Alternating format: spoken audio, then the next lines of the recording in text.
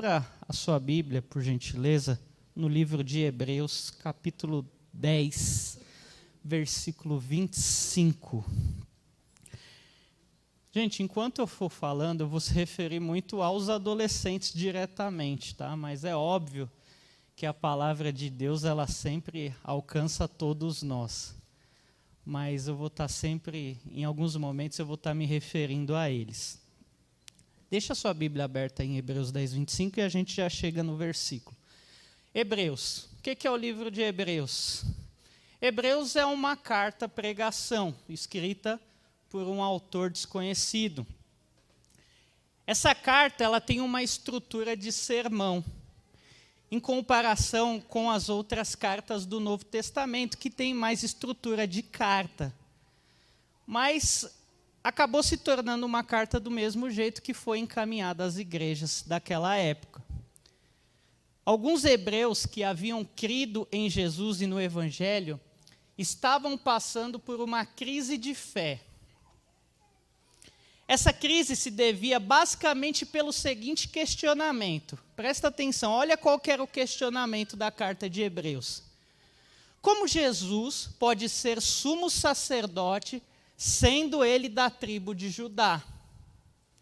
Uma vez que a lei de Moisés determinava que o sumo sacerdote deveria ser da tribo de Levi, mais especificamente da descendência direta de Arão. Então, como Jesus poderia ser o sumo sacerdote, como é descrito nessa carta? Assim, a carta aos Hebreus é escrita com o propósito principal de responder a essa pergunta. E na resposta, Jesus é apresentado como sumo sacerdote, segundo a ordem de Melquisedeque, não segundo a ordem de Arão, uma vez que Melquisedeque é anterior a Arão. O sumo sacerdócio de Melquisedeque é superior ao sacerdócio de Arão. Complexo, né? Então, a carta pregação ela é escrita com o intuito de fortalecer a fé dos hebreus cristãos, demonstrando o quê?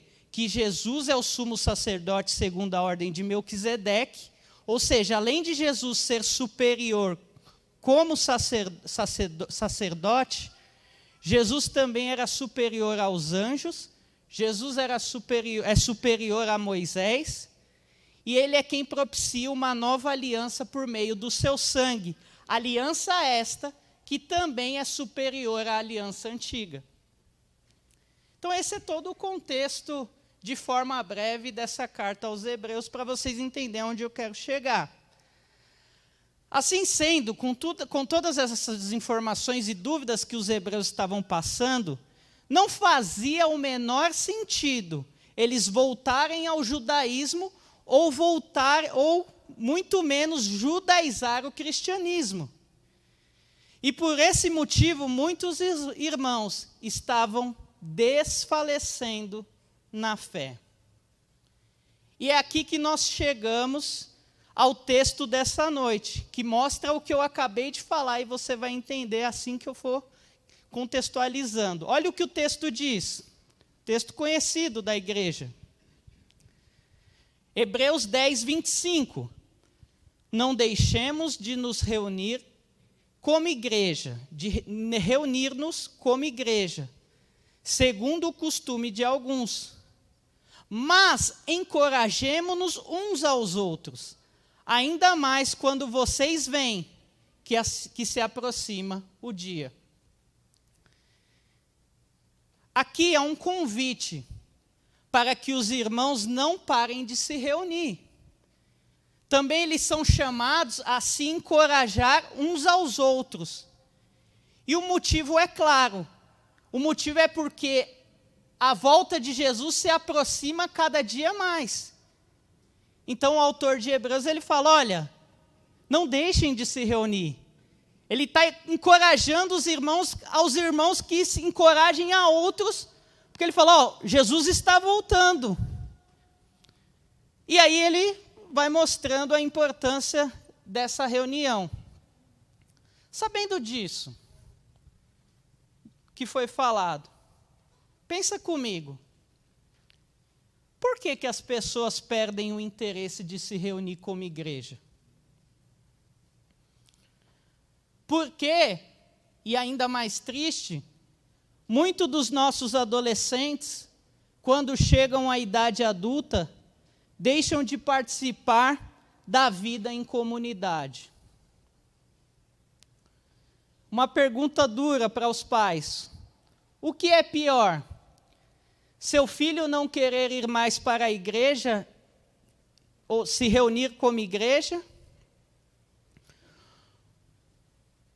Ou seu filho estar na igreja e você notar que ele não tem mais interesse algum pela pregação, pela oração, pela comunhão com os irmãos, ou seja, não tem mais interesse pelas coisas espirituais. Nenhum pai gosta de pensar isso, obviamente. E ambas as situações são péssimas, mas elas mostram uma coisa, que tanto quem se afasta como quem está e não está, ambos se afastaram de Deus. Porém, quando muitos adolescentes chegam a esse estado, qual que é a mania que nós temos de fazer? Nós buscamos justificar esse enfraquecimento, essa saída de alguma forma. Aí o que a gente fala? A gente fala, fulano saiu da igreja depois que começou a andar com aquela má companhia. Um parênteses, minha mãe sempre achava que eu andava com má companhia quando eu antes não era cristão. E nem ela sabia que eu que era má companhia. Porque eu que chamava os outros para sair. Então, às vezes, tem isso, né? Dentro da família. E, às vezes, a gente usa outras justificativas. Fulano saiu da igreja depois que começou a andar. Quer dizer, fulano saiu da igreja porque alguém o maltratou. Fulano ficou fraco na fé depois que começou a namorar. Fulano desanimou porque os trabalhos que tem na igreja não são legais. E por último, fulano não concordava com muita coisa e preferiu sair. E a gente faz assim, todos nós somos assim, fala a verdade, somos. E no fim, nós vemos que independente do motivo, sempre o que nos tira da presença do Senhor é o pecado em nosso coração, que vai minando a nossa fé, até o ponto de nos afastar da presença de Deus. Nos afasta em primeiro momento da presença de Deus e num segundo momento nos afasta da presença dos nossos irmãos. E o que nós vemos por aí são dois grupos de pessoas que surgem dessas más experiências. O primeiro grupo é o que de forma popular as pessoas chamam de desviados. Eu nem gosto muito desse termo. Mas você vai ver já em um versículo que eu vou citar, que até o próprio autor de Hebreus vai usá-lo em um dos versículos que nós vamos ler essa noite. Mas é assim que muitos chamam as pessoas que se afastam de Deus e da igreja. Tem gente que mesmo estando dentro, já se encontra desviado, pois o coração está longe dos caminhos do Senhor. E o segundo grupo são os famosos desigrejados, que são pessoas que dizem ter se decepcionado com a igreja, tanto no âmbito denominacional, como no pessoal, e que preferem viver distantes da comunidade, mas que ainda assim dizem ser cristãos.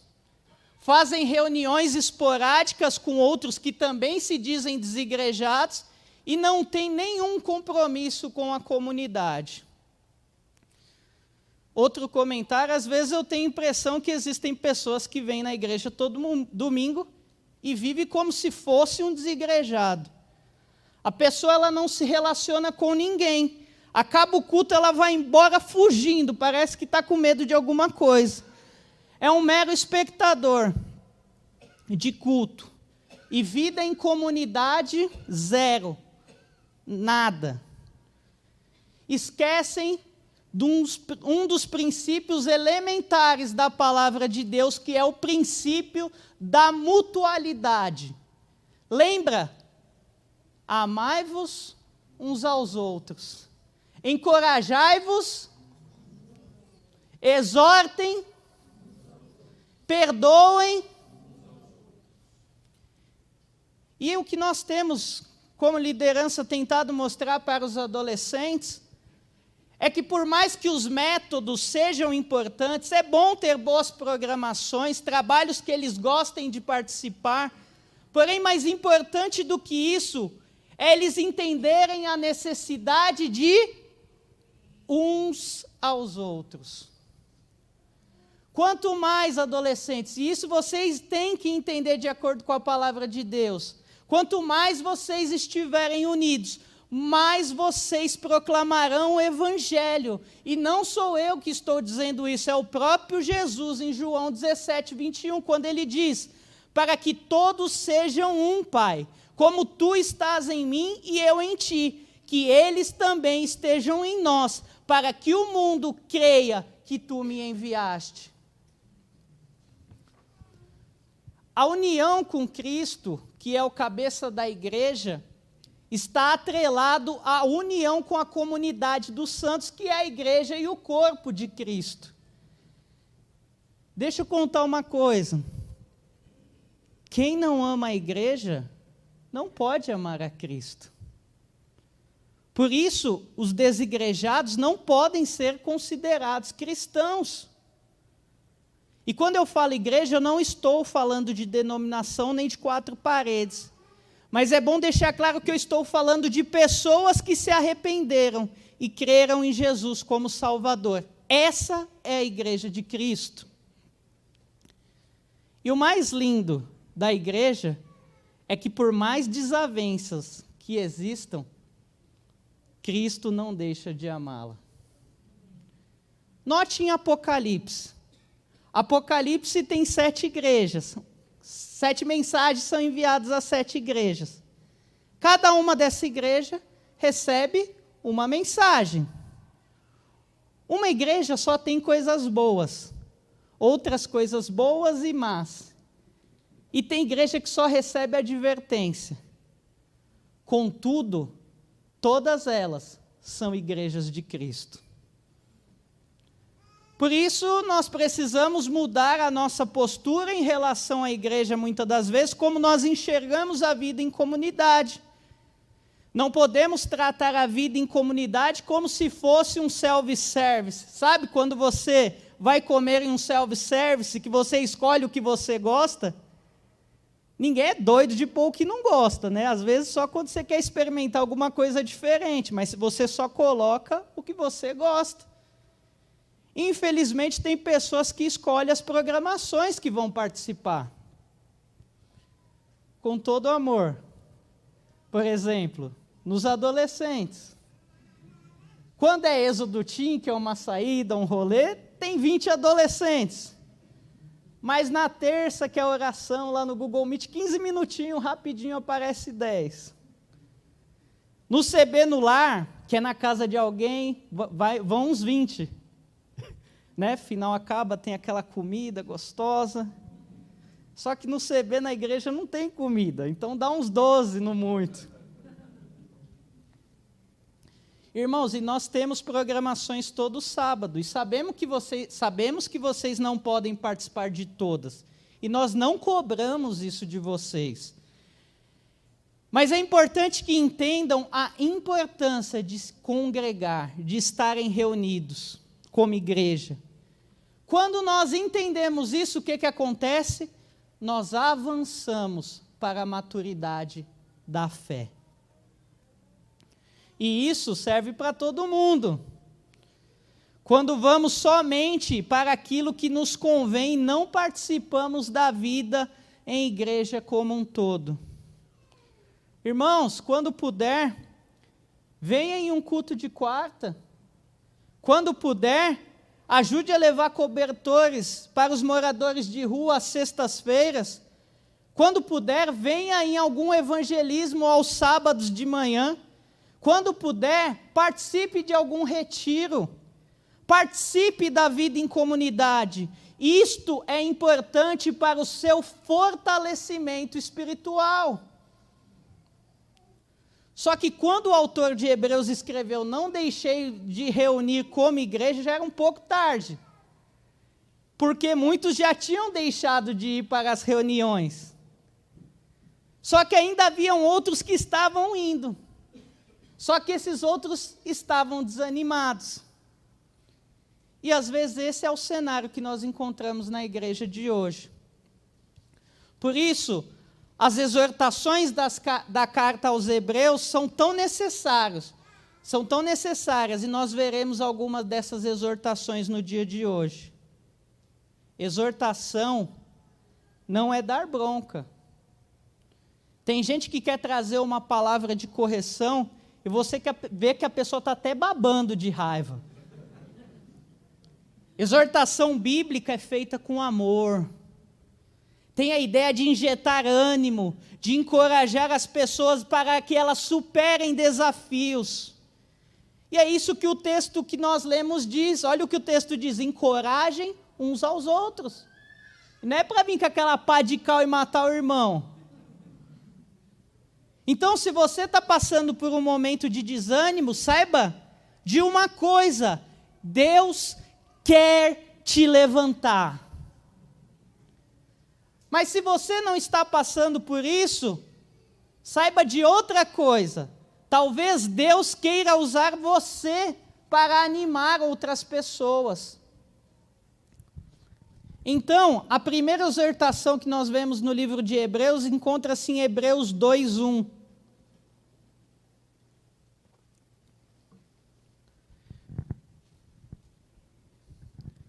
Agora a gente vai passear um pouquinho em alguns versículos. Hebreus 2:1. Primeira exortação que o autor escreve aos Hebreus. Por isso, é preciso que prestemos maior atenção ao que temos ouvido, para que jamais nos desviemos.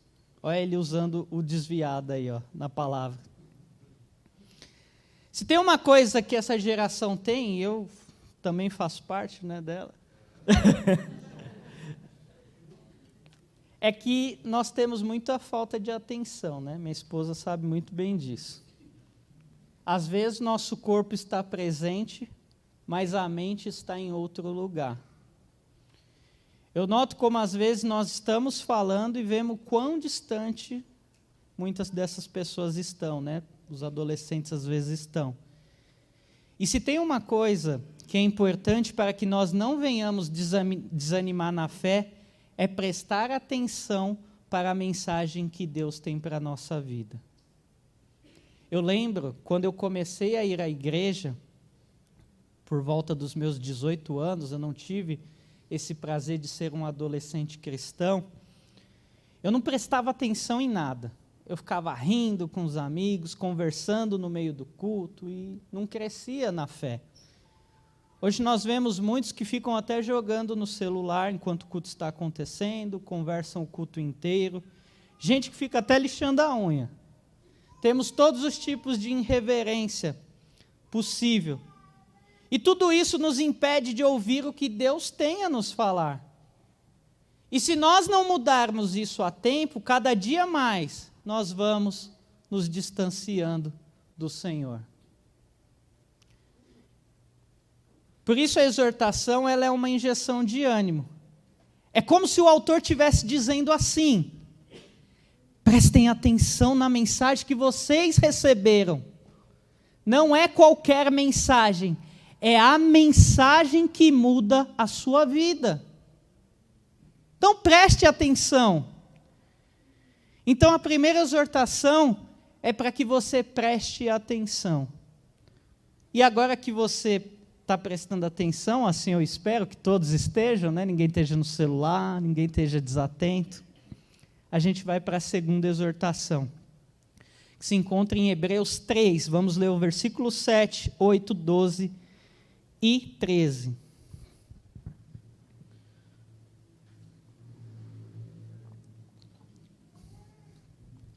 Hebreus 3, versículo 7 diz assim: assim como diz o Espírito Santo, hoje, se ouvirem a sua voz, não endureçam o coração, como na rebelião durante o tempo de provação no deserto. Aqui ele está falando do povo de Israel no tempo do deserto, que deixou de ouvir a Deus e que endureceram o coração para a mensagem do Senhor. Versículo 12. Aí vem um cuidado. Cuidado, irmãos, para que nenhum de vocês tenha um coração perverso e incrédulo, que se afaste do Deus vivo, perdão. Pelo contrário, olha o encorajem-se novamente. Encorajem-se uns aos outros todos os dias, durante o tempo que se chama hoje, de modo que nenhum de vocês seja endurecido pelo engano do pecado. Essa palavra, adolescentes, não é para desanimar, mas é para encorajar vocês e toda a igreja, para que juntos nós possamos vencer o pecado. Mas para isso, nós precisamos, acima de tudo, como igreja, nós precisamos abrir o nosso coração para Deus. Precisamos reconhecer o nosso estado pecaminoso. Precisamos chorar na presença de Deus se for necessário. Precisamos entender que o pecado tira a visão da vida em comunidade, a ponto de muitas das vezes a gente preferir ir a um shopping num dia de culto, a ponto de preferir muitas das vezes sair num rolê com os amigos do que vir num CB, a ponto de preferir ficar em casa assistindo Netflix do que participar de uma oração. E todas essas coisas que eu falei não são pecados em si, se feitas da maneira correta, de forma alguma. Como é bom ir ao shopping, como é bom sair com os amigos, como é bom assistir Netflix. Mas se fazer essas coisas para você sempre é a prioridade, e o viver com seus irmãos em Cristo fica sempre em segundo plano, infelizmente, o pecado lhe cegou, e o seu coração continua endurecido. Por isso, hoje, se ouvirdes a voz do Espírito Santo falar ao seu coração, não endureça. Uma vez que prestamos atenção à palavra, à mensagem, e abrimos o nosso coração para ouvir a voz do Espírito Santo falar conosco, nós vamos para a terceira exortação que se encontra em Hebreus 5, versículo 11 ao 14.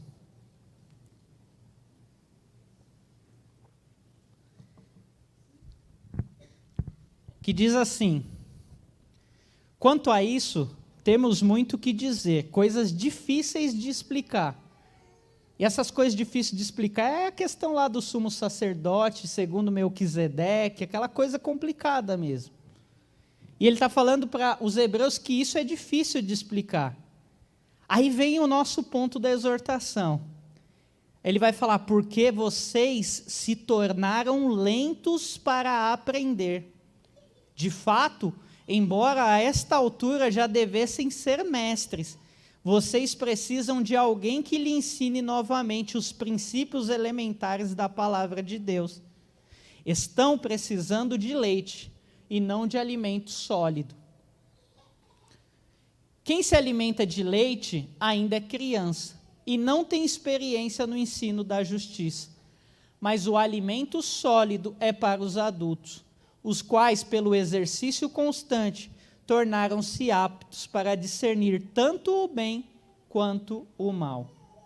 Aqui, o autor, note que ele usa 3 metáforas. A primeira é a metáfora do mestre e do aluno, a segunda é a do leite e do alimento sólido, e a terceira é a da criança e a do adulto. E isso fala muito da nossa maturidade na fé. Adolescentes, quanto tempo vocês têm que vocês estão na igreja? Muitos de vocês, não precisa falar, eu sei que desde criança. Então já tem até uma boa caminhada aí. Muitos estão desde criança, sempre nas EBDs, participando dos mais diversos trabalhos na igreja. Mas isso não é uma coisa só de vocês, é da igreja como um todo. Isso é uma coisa de todos nós. Infelizmente, muitos de nós nos tornamos lentos para aprender, a ponto de acontecer o seguinte: ficarmos estagnados na fé. Por isso ele usa as 3 metáforas para os hebreus cristãos daquela época. É como se ele estivesse dizendo assim: vocês eram para estar dando aula, mas vocês ainda não deixaram de ser alunos. Vocês eram para estar comendo aquela picanha, mas vocês ainda estão no leite materno. Vocês eram para ser adultos na fé, mas não passam de crianças. E com a gente não é diferente. Pensa no tempo que você tem de igreja. E isso eu estou pressupondo que você nasceu de novo. E a pergunta que fica é: você estagnou no aprendizado ou você tem evoluído a cada dia mais e mais? Normalmente, as pessoas que pararam de aprender, ou aquelas que acham que sabem tudo, esses são os mais suscetíveis a desanimarem. Mas aqueles que nunca param de aprender, que entendem que nunca devem parar de aprender, esses são os que perseveram. Por isso, o texto está nos dizendo que precisamos ser o quê? Constantes. Porque a constância nos dá aptidão para discernir o bem e o mal, como o autor diz no fim do texto que acabamos de ler. E o que nos leva a ter um bom discernimento do bem e do mal não é o tanto de tempo que nós temos na igreja, nem a quantidade de anos de idade, mas a constância na palavra, na oração, na vida em comunidade e na obediência ao Senhor. Por isso, principalmente na adolescência, tomamos muitas atitudes e achamos que estamos certos no primeiro momento. Eu sei, é isso, acabou. E quando vê, quebra a cara. Por quê? Porque falta discernimento do bem e do mal. Então, uma vez que você tem o discernimento, que você tem constância, que você tem uma visão limpa do entendimento da vontade de Deus, agora nós podemos enxergar com clareza o que diz a 4ª exortação, que é Hebreus 12, versículo 1 e 2.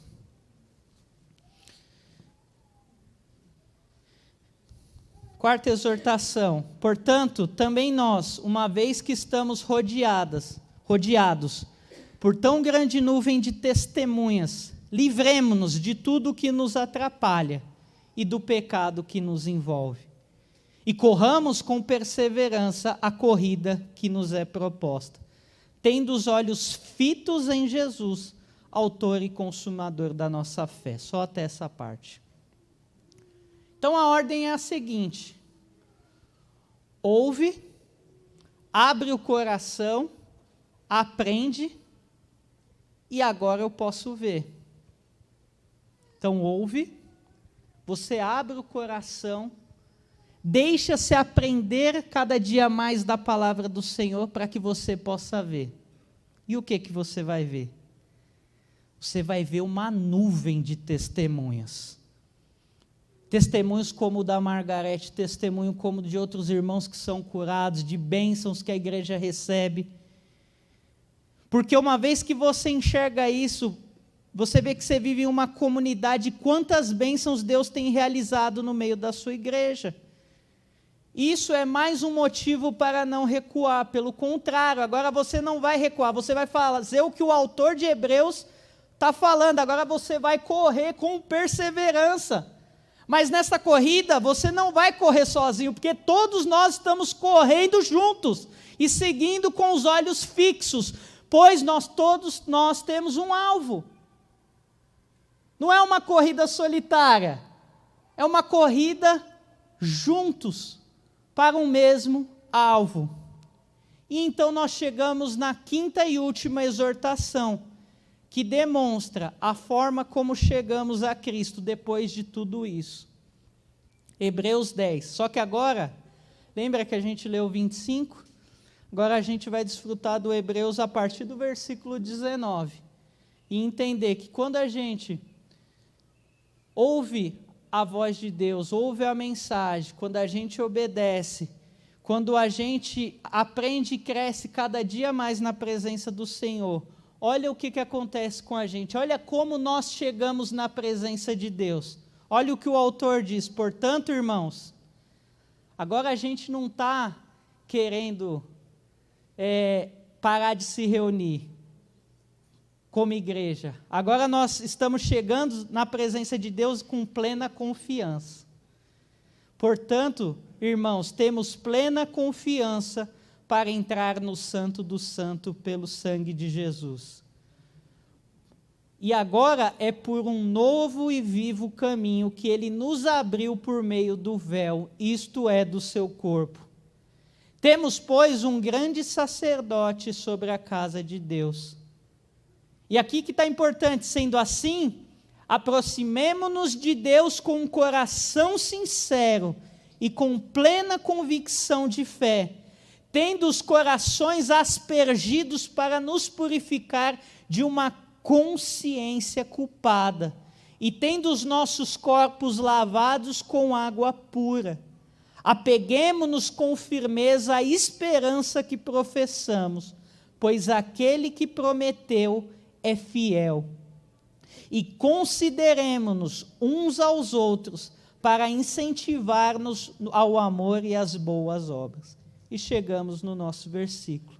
Agora sim, podemos falar: não deixemos de nos reunir como igreja, segundo costumes de alguns, mas encorajemo-nos uns aos outros, ainda mais quando vocês veem que se aproxima o dia.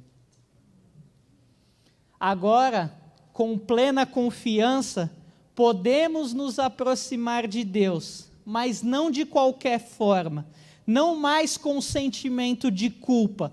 Deixe a culpa de lado. Você mesmo, às vezes, precisa se perdoar por algo que você fez.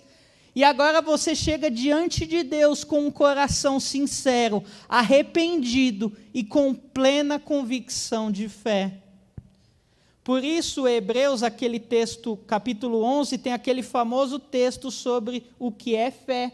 E é dito que sem fé é impossível agradar a Deus, pois quem dele se aproxima precisa crer que ele existe e que recompensa aqueles que o buscam. E uma boa notícia, e eu tenho convicção disso. E hoje é o dia. Se você abrir o coração, lembra? O Espírito Santo está falando hoje, né? Amanhã não foi ontem, está falando hoje, está falando nesse momento. E se você abrir o coração para ouvir a voz do Espírito Santo, tem recompensa para a sua vida. E a recompensa, sabe qual que é? A recompensa é a alegria no Senhor, é a renovação da alma, do espírito, é o fortalecimento para que vocês tenham uma semana melhor, é o despertamento para que você busque mais e mais ao Senhor em sua palavra, em oração. A recompensa é que Deus coloque em seu coração um desejo maior para viver uma vida ativa na comunidade da fé. Por isso que é importante nós nos reunirmos como igreja, porque quando nós viemos para um culto como esse, tem cânticos espirituais, tem hinos, tem salmos, tem nuvem de testemunhas, tem palavra de correção, tem palavra de consolo, tem palavra de encorajamento. O Espírito Santo distribui dons e a igreja é edificada. E por isso nós louvamos a Deus. Porque tudo o que Ele tem feito no nosso meio é pelo poder e a misericórdia do nosso Senhor Jesus Cristo. Amém? Que a gente possa guardar essas exortações em nossos corações, que servem não para nos desanimar, mas para fortalecer a nossa fé e trazer a gente, às vezes, de volta para o centro de uma vida que agrade a Deus. Amém? Vamos orar? Pai, obrigado por essa noite maravilhosa, onde pudemos louvar a Deus com louvores espirituais, pudemos ouvir testemunhos, pudemos, Senhor, orar pelos irmãos enfermos e como igreja, como corpo de Cristo, Senhor, mostrar a sua multiforme graça que nos alcança de todas as maneiras. Obrigado pela vida desses adolescentes que são bênção, que trabalham na igreja, que se esforçam, que o Senhor venha guardar o caminho deles, que eles não venham se afastar da Tua presença, mas que eles venham firmar a fé dele na Tua palavra, na oração, na busca pela uma vida de obediência, Pai, que eles não desanimem, mas que eles sejam renovados pelo Teu Espírito Santo, assim como a sua igreja, para que o Teu nome seja glorificado. Eu te agradeço em nome de Jesus Cristo. Amém.